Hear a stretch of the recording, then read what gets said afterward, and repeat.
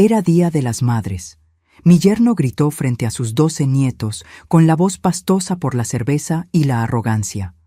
«Vieja, nadie la invitó. No coma de a gratis en mi casa. Yo tengo 72 años. Soy panadera jubilada. Me llamo Socorro». Me quedé sentada, quieta, con un sobre de papel estraza dentro de mi bolsa. Dejé que el silencio cayera sobre el patio como una piedra lanzada a un pozo profundo. Y entonces me levanté despacio, sin prisa, porque las mujeres que se pasaron la vida entera despertándose a las 4 de la mañana para amasar el pan no le tienen miedo a nada que grite fuerte. Él aún no sabía que ese sobre lo iba a cambiar todo. Pero antes de continuar, checa si ya estás suscrito al canal y escribe en los comentarios ¿desde dónde estás viendo este video? Nos encanta saber hasta dónde están llegando nuestras historias. El patio de mi casa en Guadalajara estaba lleno de vida cuando llegué aquel domingo. Los niños corrían entre las sillas de plástico de la corona, los adultos platicaban en grupos, y el olor de la carne asada mezclado con el vaho de la tarde calurosa de mayo creaba esa sensación extraña de fiesta y sofoco al mismo tiempo. Yo cargaba en la mano derecha el pastel de 3 leches que había empezado a hacer a las 3 de la madrugada. Chantilly, canela, el pan en su punto exacto de remojo. Era mi regalo para el Día de las Madres. No para mí, sino para la familia. Fui panadera por 40 años. Levanté mi panadería desde cero después de quedar viuda con 3 hijas pequeñas y una deuda a mi nombre. Sé lo que es el trabajo de verdad, del que deja cicatrices en las palmas y una firmeza extraña en la mirada. Con ese trabajo, compré el terreno donde construí la casa grande y el pie de casa al fondo, donde vivo hoy. Con ese trabajo pagué cada ladrillo, cada viga, cada azulejo. Con ese trabajo saqué adelante a mis 3 hijas y les di la vida que yo nunca tuve. Mi hija Guadalupe vive en la casa principal con su esposo, Facundo, y 4 de mis 12 nietos. Hace 10 años, cuando él perdió el empleo y se quedaron en la calle, les abrí las puertas sin pensarlo. Les cedí el espacio grande. Me pasé al cuartito de atrás, más sencillo, con mi horno viejo y mi cama individual. Lo hice por amor, lo hice porque soy madre. El error fue pensar que Facundo iba a entender el gesto de la misma forma que yo. Desde que entró a esa casa, fue tomando espacio como quien invade un terreno. Primero cambió el candado del zaguán y me dio una copia de mala gana. Después empezó a decir «mi casa», frente a los vecinos de la colonia. Estacionaba su camioneta frente a mi ventana, dejándome a oscuras. Me miraba como quien mira un mueble viejo que estorba en la sala. Yo me callaba. No por débil. Me callaba porque veía los ojos tristes de Lupe y no quería que los nietos crecieran en medio de una guerra. Callaba porque sabía que la paciencia, para quien la tiene de verdad, es un cuchillo afilado guardado en la funda. Pero aquel domingo de las madres, la funda se rompió.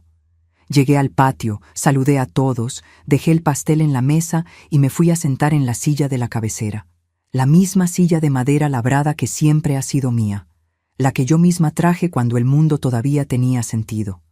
Facundo estaba de pie junto al asador, bote de cerveza en mano, las pinzas en la otra, con el pecho inflado como se ponen los hombres inseguros cuando se sienten los dueños del rancho. Cuando me vio sentada ahí, se acercó con el ceño fruncido. Me pidió, en voz baja, que me moviera.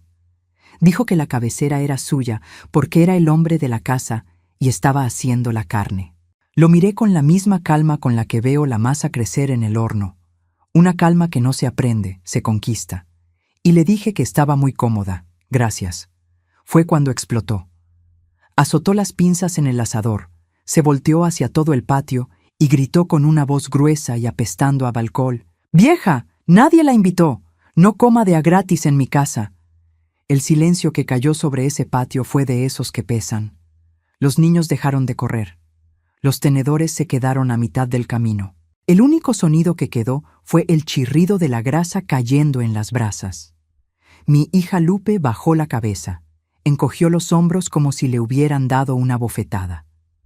Mis otros yernos se quedaron mirando sus guaraches, y yo me quedé sentada, mirando a Facundo, sintiendo un fuego subir por la garganta. No de vergüenza, sino de algo mucho más limpio. Era indignación. Era claridad. Mi nieto el mayor, Mateo, de 19 años, apretó los puños bajo la mesa. Vi el movimiento de sus músculos, la mandíbula trabada, los ojos húmedos de coraje. Antes de que se levantara, crucé mi mirada con la suya. Un solo vistazo. Él entendió, soltó los hombros y se quedó quieto. La dignidad no se recupera a madrazos, se recupera con pruebas. Me levanté despacio, me alisé la falda, apoyé las manos en la mesa de madera, la misma mesa que compré hace 30 años con el dinero de miles de bolillos vendidos, y empecé a caminar por el patio. No fui hacia la salida, fui de nieto en nieto. A cada uno le di un beso largo en la frente, una caricia en la cara, una mirada que decía todo lo que las palabras no pueden.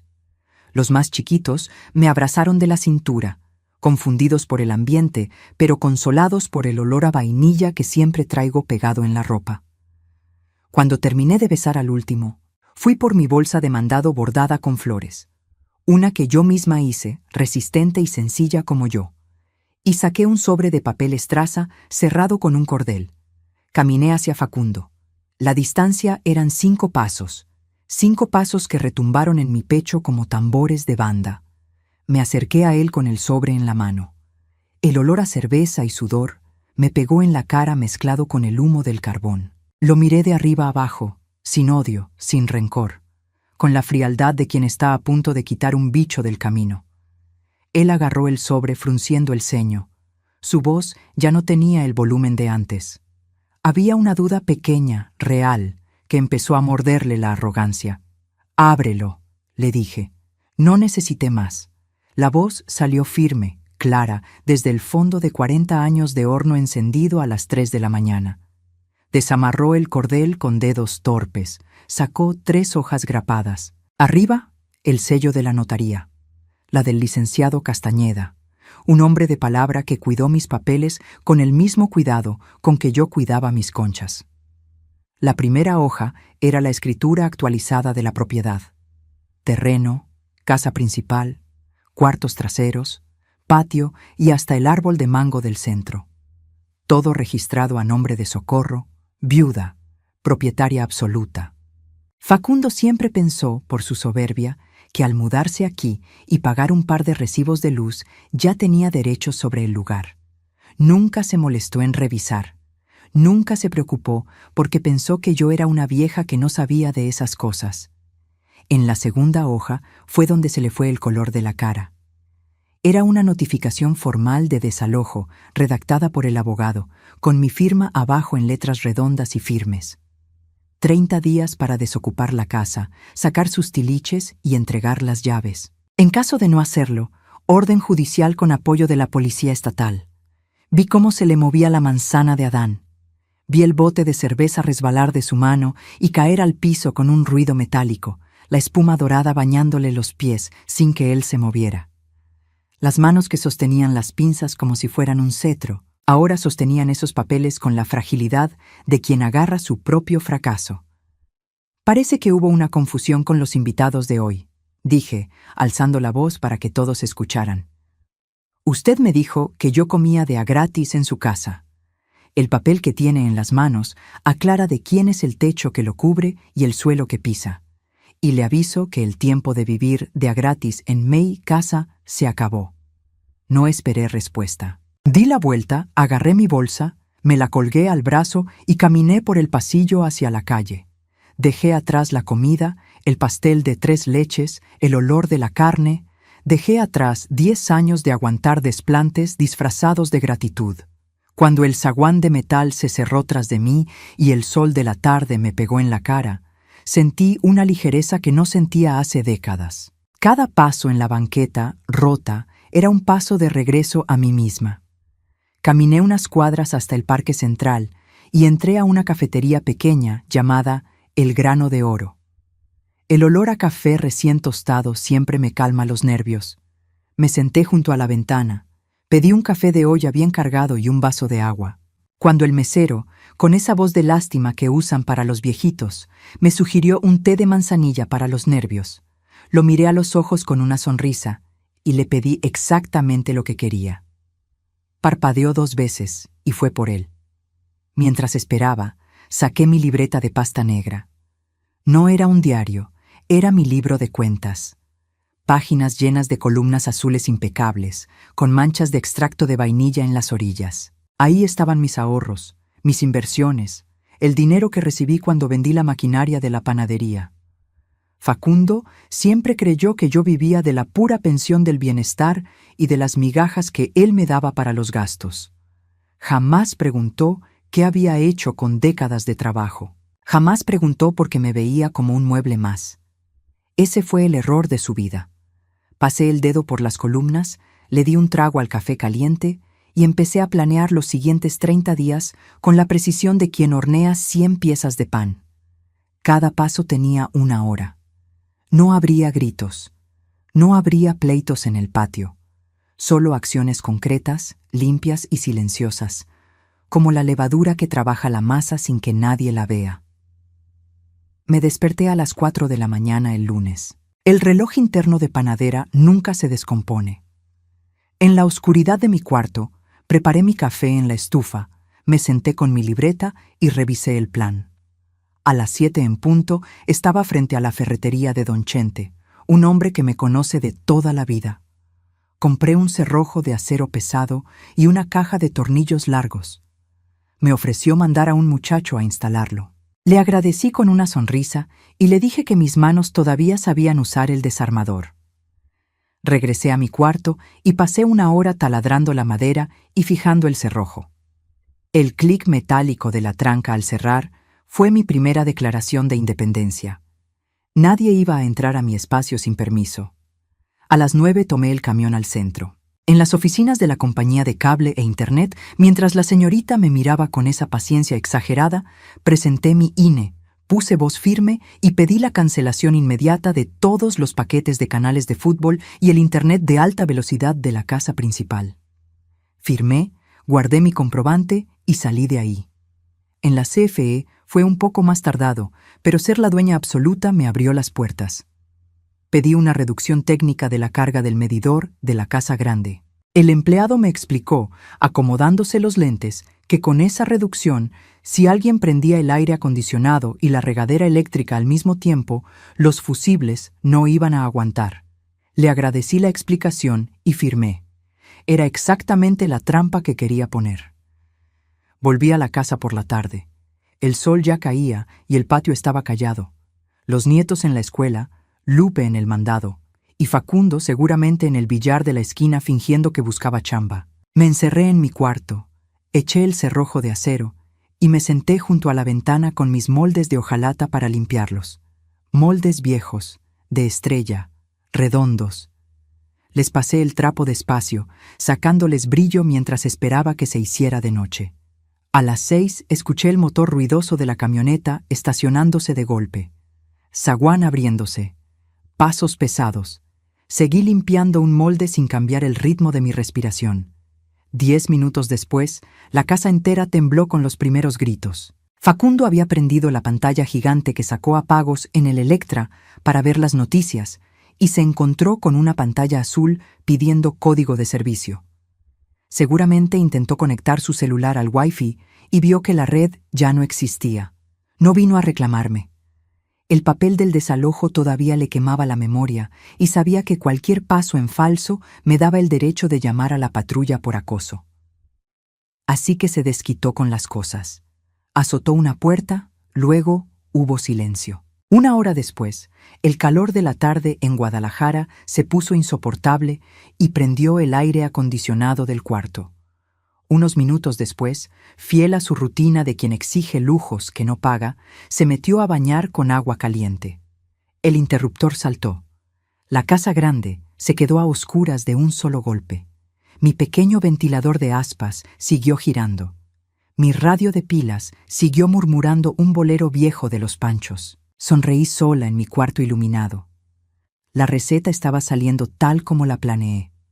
A las 8 de la noche tocaron a mi puerta. No eran los golpes de Facundo, eran los nudillos de mi hija. Abrí el cerrojo y encontré a Lupe del otro lado. Ojos hinchados, hombros caídos. Parecía 10 años más vieja. La invité a pasar. Se sentó en la única silla de madera que tengo. Me dijo que Facundo estaba furioso, que la luz se iba cada que querían prender el aire, que los niños tenían calor y estaban asustados en la oscuridad, que por favor lo pensara. La miré con todo el amor de madre, pero también con la firmeza de quien sabe que para curar una herida infectada hay que limpiar profundo, aunque duela. Le dije que los niños podían salirse al patio a tomar el fresco, como hacía ella de chiquita, que podían leer un libro con una vela. Lo que no iba a hacer era seguir pagándole los lujos a un hombre que me insultó en mi propia mesa. Lupe se tapó la cara y lloró. Me preguntó si de veras iba a echar a su familia a la calle. Me acerqué, le puse la mano en el hombro. Le dije las palabras exactas. A ella y a mis nietos nunca les faltaría techo. Esta casa era tan de ella como mía, pero el tiempo de Facundo aquí se había acabado. Si ella decidía irse con él, esa sería su elección. Su cruz, no la mía. Yo ya había cargado la mía levantando esas paredes, ladrillo por ladrillo. No supo qué decir. Se quedó callada un rato. Luego se levantó, me dio un beso frío en el cachete y se regresó a la oscuridad de la casa grande. Me dolió verla salir así, pero sabía que era necesario. El veneno de la sumisión no se cura con abrazos tibios. A la tarde siguiente, cuando Facundo se salió, recibí una visita distinta. Mateo cruzó el patio, vio el cerrojo nuevo y sonrió de lado. Pasó, le saqué una rebanada del pastel de 3 leches que sobró del domingo y nos sentamos a platicar. Mateo tiene 19 años, pero vivir en esa casa lo hizo madurar a la mala. Tiene la mirada inteligente y las manos grandes de su abuelo, al que no conoció. Le expliqué todo. La escritura, el desalojo, los 30 días. Él comía en silencio, asintiendo. Me contó que su papá había pateado una silla en la cocina cuando se fue la luz, que había dicho, con rabia, que antes de irse iba a arrancar la tubería de cobre y romper los vidrios, que si la casa no era suya, la iba a dejar en ruinas. No me sorprendió. Los cobardes siempre atacan las cosas cuando ya no pueden dominar a las personas. Puse mi mano arrugada sobre la suya y le pedí que fuera mis ojos y oídos. Si su papá intentaba romper algo, que me avisara. Tenía a la policía a una llamada y no iba a dudar en usarla. Mateo apretó los labios y asintió con seriedad. No voy a dejar que destruya su casa, abuela. Cuente conmigo. En ese momento hicimos un pacto silencioso. Facundo creía que controlaba a la familia a gritos, pero la lealtad de verdad no se impone. Se gana, y él nunca supo cómo. Los días siguientes fueron una guerra fría de nervios. Facundo intentó asustarme con tonterías de niño berrinchudo.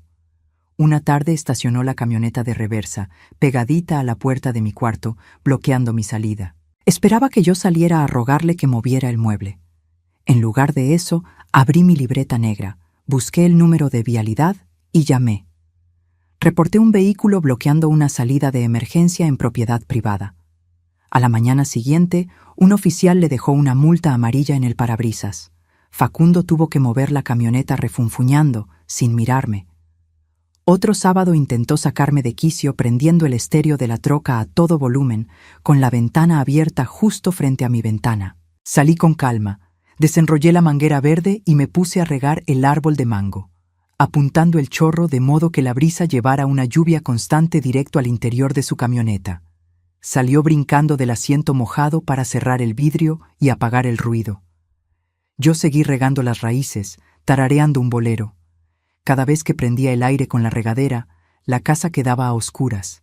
Cada vez que quería ver un partido, la pantalla negra lo obligaba a ver su realidad. Sus comodidades se apagaban una por una, y el espacio que llamaba su reino se le encogía como una soga al cuello. En el día 28, el cielo amaneció gris y pesado, de esos que prometen tormenta de verano en Jalisco, pero se quedan amenazando toda la tarde. El calor estaba pegajoso. Yo estaba en mi mecedora bajo la sombra del mango, con mi caja de galletas danesas, esa de metal azul que uso hace años para guardar cosas, y con mi libreta sobre las piernas. Dentro de la lata había 25 papeles doblados, con una liga, pagos de deudas, documentos firmados con la letra fea de Facundo.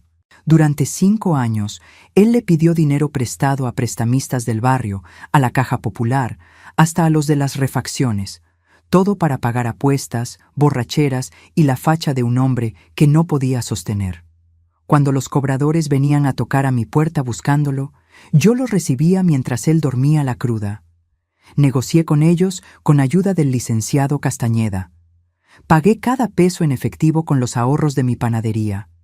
Compré las deudas de mi yerno. Guardé cada papelito firmado dentro de la lata de galletas, en el estante de mi closet, esperando el día. Ese día había llegado. A las 6 de la tarde escuché la camioneta frenar en seco. Pasos pesados. Luego la voz de Facundo en el patio, ronca de coraje, ordenándole a Lupe que hiciera las maletas de los niños. Decía que no se iba a quedar ni un minuto más a esperar que la suegra mandara a la policía, que se largaban todos en ese momento. Lupe lloraba junto a la puerta de la cocina, diciendo que no tenían a dónde ir, que los niños estaban a mitad del año escolar, que por favor hablara conmigo, que me pidiera perdón. Él la agarró del brazo con fuerza. Antes de que yo diera un paso, una sombra se puso en medio. Mateo, sin decir palabra, le apretó la muñeca a su papá con una fuerza que le puso los nudillos blancos y lo obligó a soltarla. Luego lo empujó tantito hacia atrás, marcando una línea en el cemento del patio. Lupe, llorando, se metió con los niños chicos. Nos quedamos los tres en el patio, Facundo jadeando, Mateo con los puños cerrados y yo agarrando mi libreta y mi lata de galletas. Facundo abrió los brazos, me llamó serpiente, dijo que se iba y se llevaba a su familia porque eran suyos. Lo dejé terminar. Luego le dije que no tan rápido. Abrí la lata con un clic suave. Saqué el fajo de papeles y los dejé caer sobre la mesa de madera, la misma donde me había humillado semanas atrás. El golpe seco de las hojas en la madera sonó en todo el patio. Él se acercó con desconfianza. Empezó a leer, y vi cómo se ponía pálido en segundos. Eran los pagarés, su firma en tinta azul, 25 veces. Y el total, una cifra que no pagaría ni trabajando 3 vidas seguidas. Le expliqué con calma lo que hice. Que cuando los prestamistas vinieron a mi puerta, yo pagué. Que ahora yo era su única acreedora. Que la camioneta, que puso como garantía en uno de esos préstamos hace 3 años, me pertenecía legalmente.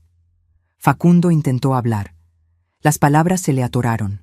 Entonces le di la única opción: agarrar su maleta, cruzar el zaguán, dejar las llaves de la troca y de la casa sobre la mesa y no volver nunca.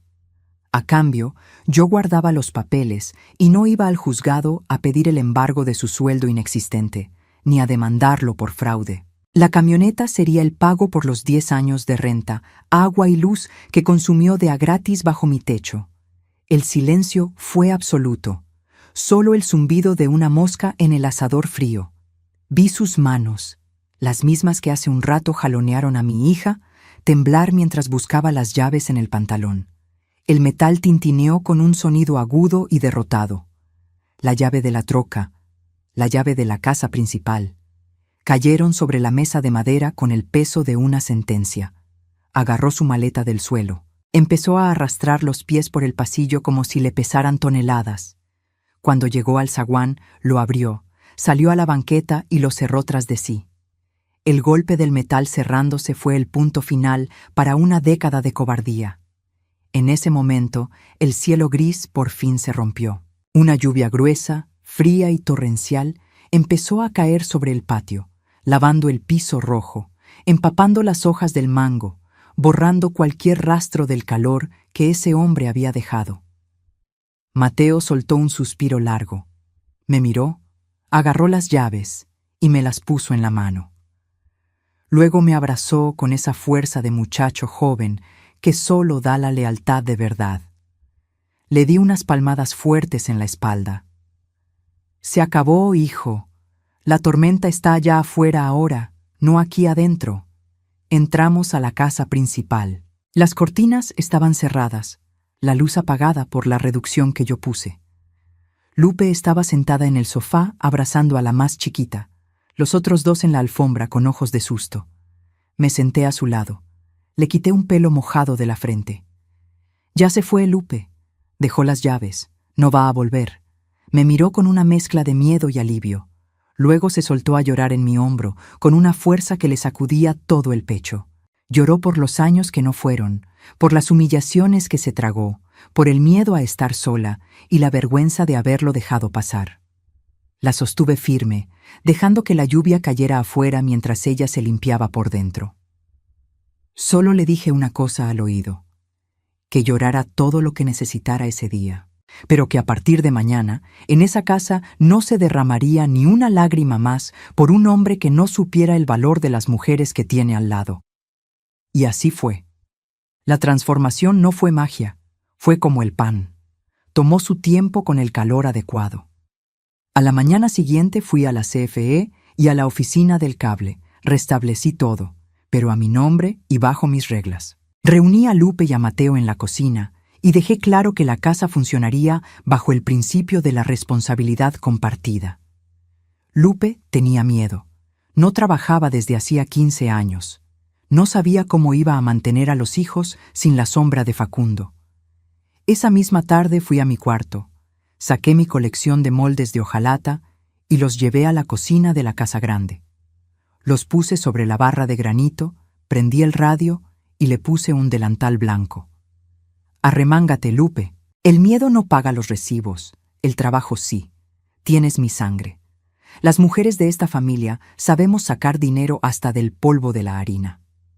Empecé a enseñarle lo que levantó mi panadería, a sentir la temperatura de la masa con los dedos, a medir el fermento al tanteo, a entender que la paciencia es el ingrediente más caro. Al principio le temblaban las manos y quemó 2 tandas de polvorones, pero con las semanas vi cómo bajaba los hombros. Amasar se volvió su terapia. Sacar el pan del horno le devolvió la confianza en que podía crear cosas buenas. Empezamos vendiendo pasteles y pan de caja a los vecinos, luego a 2 cafeterías del centro. El olor a vainilla, canela y mantequilla tostada reemplazó para siempre el olor a humedad y cerveza barata que Facundo había dejado en las paredes. Un mes después, compré una libreta nueva, de pasta roja. Se la entregué a Lupe después de cenar. Le dije que ahí iba a anotar cada peso que entrara y saliera. Que el amor propio de una mujer empieza por saber cuánto vale su trabajo y no depender del bolsillo de nadie para alimentar a sus hijos. Agarró la libreta con las 2 manos. En sus ojos había un brillo nuevo, la determinación que yo reconocí porque una vez fue la mía, cuando quedé viuda a los 40, con 3 hijas y un horno por prender. Mateo se hizo un hombre derecho. Le entregué las llaves de la camioneta de su papá, no como regalo, sino como herramienta. Él hace las entregas de los pasteles de su mamá en la mañana y en la tarde consiguió chamba transportando material para la ferretería de Don Chente. Verlo salir por el zaguán saludándome me llena el pecho de un orgullo que no tiene palabras. Él rompió la cadena. La noticia de lo que pasó con Facundo corrió por la familia como reguero de pólvora, aunque yo nunca di explicaciones. Mis otros 2 yernos, los mismos que se quedaron mirando sus zapatos cuando él me gritaba, empezaron a llegar a las comidas familiares con los mejores cortes de carne sin que nadie se los pidiera. Entran al patio, me saludan con un beso respetuoso y esperan a que yo les diga dónde sentarse. Nadie más se volvió a acercar a la silla de madera labrada en la cabecera. Ese lugar es mío, y todos saben lo que pasa con quien intenta tomar lo que no le pertenece. No me volví una tirana. Sigo siendo la abuela que hace galletas de mantequilla y besa a sus 12 nietos. Pero ese amor ahora tiene una barrera invisible de autoridad que nadie se atreve a cruzar. Hoy es domingo, 6 meses después de aquel Día de las Madres. El sol del mediodía calienta el patio con una luz dorada y tranquila. El asador está prendido otra vez, pero ahora el olor es de familia de verdad, de paz recuperada. Los 12 nietos corren jugando a las escondidas alrededor de mi cuarto, que ahora uso para leer y descansar, porque mi lugar principal volvió a ser el corazón de esta casa. Lupe está en la cocina sacando un pastel de chocolate enorme de mis viejos moldes de hojalata. Se escucha su risa, una risa alta y libre que se contagia. Mateo y los otros yernos cuidan el asador bromeando entre ellos sin levantar la voz más de la cuenta. Cuelgo mi bolsa bordada con flores en el respaldo de mi silla, justo en la cabecera de la mesa larga. Saco mi radio de pilas, lo pongo sobre el mantel de cuadros, le subo al volumen a un bolero suave que acompaña el ruido de los platos. Me siento despacio, alisando la tela de mi vestido floreado. Miro mi obra. No hablo solo de la casa de ladrillo o del terreno. Hablo de mi familia. Estaban a punto de perderse bajo el mando de un hombre pequeño. Y yo necesité usar el fuego de mi propia dignidad para quemar la mala hierba y dejar que la tierra respirara otra vez. Miro mis manos arrugadas, con los nudillos gruesos por décadas de madrugadas, amasando en soledad. Son las manos de Socorro, 72 años, dueña absoluta de su destino y del suelo que pisa. Las mujeres fuertes no se apagan con la edad, simplemente dejan de hacer ruido, para enseñarle al mundo que quien es dueño del fuego nunca le va a tener miedo a las cenizas. Ahora, si te gustó esta historia, dale clic a suscribirse y dime en los comentarios, ¿qué parte te dejó con el ojo cuadrado? Y no olvides hacerte miembro para tener acceso a videos exclusivos. Te espero allá. ¿Te gustaría que adapte alguna otra historia o que profundice en algún detalle cultural de esta versión?